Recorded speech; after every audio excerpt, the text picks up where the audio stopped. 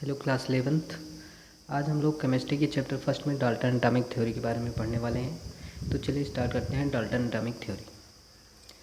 आपके first slide में Dalton atomic theory में आपके डाल्टन ने 1808 में 1888 में तो क्या किया था कि 1808 में क्या किया था इन्होंने किया था कि मैटर के डाल्टन एटॉमिक थ्योरी पे कुछ पॉस्टुलेट दिए थे। उनके बारे में पहले जान लेते हैं। मैटर, इनकी फर्स्ट पोस्टुलेट एटॉमिक थ्योरी क्या थी? Matter contain can indivisible particle called atoms. जो मैटर होते हैं, मैटर तो आप लोग जानते ही हैं कि मैटर क्या होते हैं, क्लास 9th में पढ़ ही चुके हैं, 10th में। ठीक है, तो मैटर जो है जिसमें मास और वेट होता है, ये हमारा क्या होता है, मास, वेट और ऑक्यूपाई स्पेस, जो स्थान घेरता है वो मैटर है।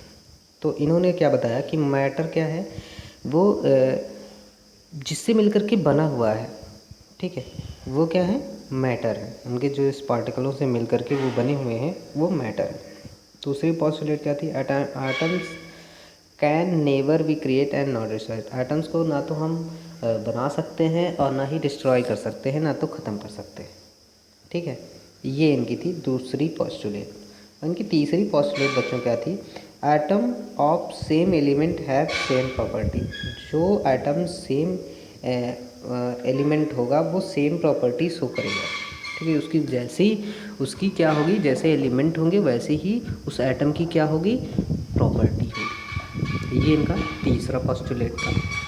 फोर्थ पॉस्टुलेट इनका था atoms of different element have different property. वो तो नॉर्मल सी बात है भाई, अगर एटम्स क्या है, डिफरेंट एलिमेंट्सों से मिलकर के बने हैं तो वो डिफरेंट। अब भाई हाइड्रोजन है तो ऑक्सीजन की प्रॉपर्टी तो शो नहीं करेगी, इसलिए जो एटम्स जो हैं डिफरेंट एलिमेंट से मिलकर के बने हैं वो डिफरेंट प्रॉपर्टी शो करेंगे।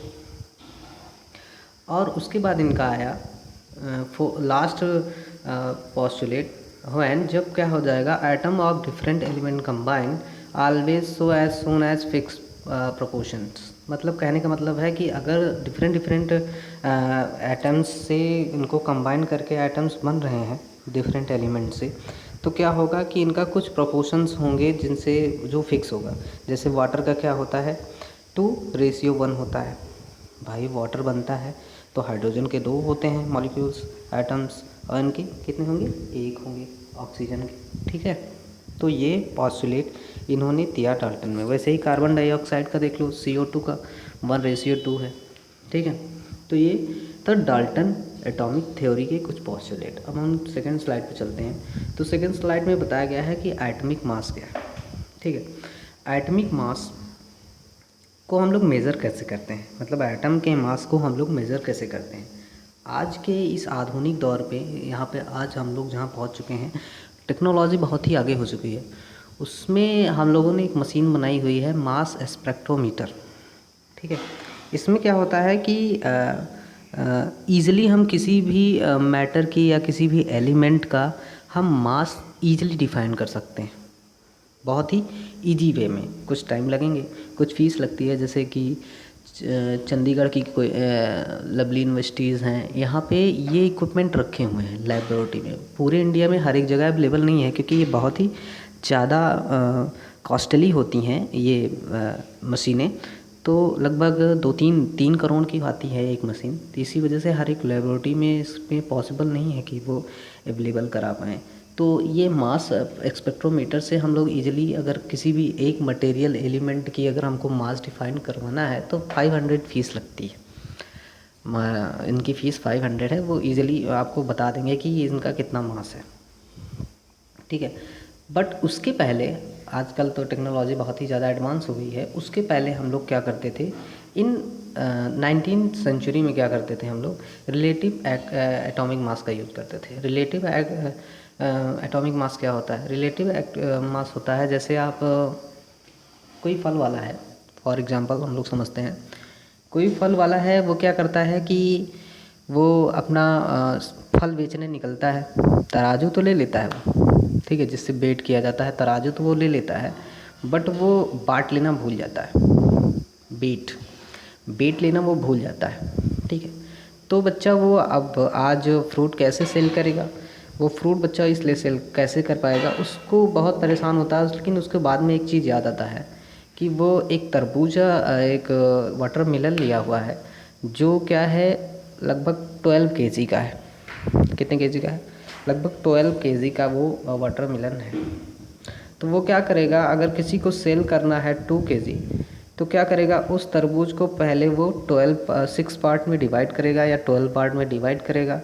उनको क्या करेगा, अगर 12 पार्ट में डिवाइड किया है तो इसका एक पार्ट क्या हो जाएगा, 1 केजी का हो जाएगा। अगर 6 पार्ट में डिवाइड किया है तो वो क्या हो जाएगा, 2 केजी का हो जाएगा। तो अगर जिसको जैसे उसको सेल करना होगा तो उस पर निर्भर है, उसकी थिंकिंग पे कि वो क्या सोचता है, वो वैसे ही डिवाइड करके वहाँ पे वो यूज़ कर लेगा। ऐसे ही हम लोग रिलेटिव मास को ऐसे ही वेट करते थे 19वीं सेंचुरी में।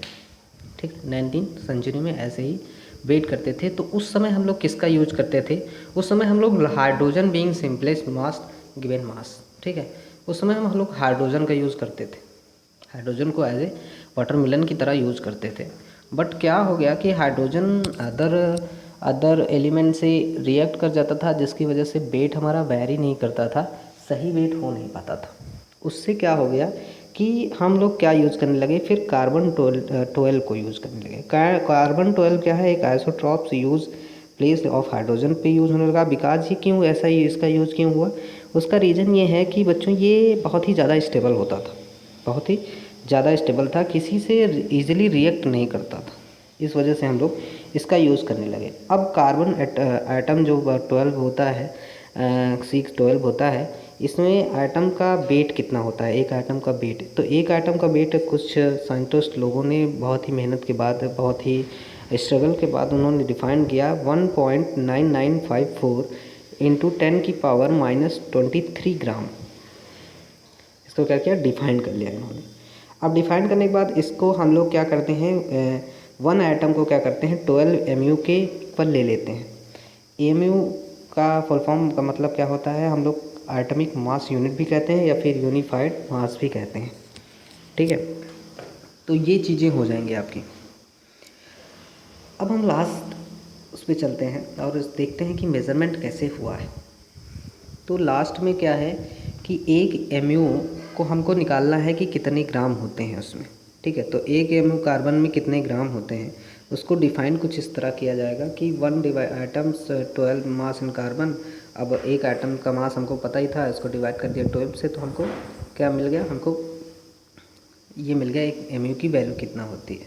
वैसे ही एक एटम अगर हाइड्रोजन की वैल्यू हमको डिफाइन करनी है तो हमको उसका वेट पता है, क्या है, इतना वेट होता है। उसको क्या किए हम, इतने से डिवाइड करवा दिए नॉर्मली 12 से, कार्बन वाले वेट से 1 एटम के, तो हमको पता चल गया क्या कि 1.0078 mu इसका वेट है।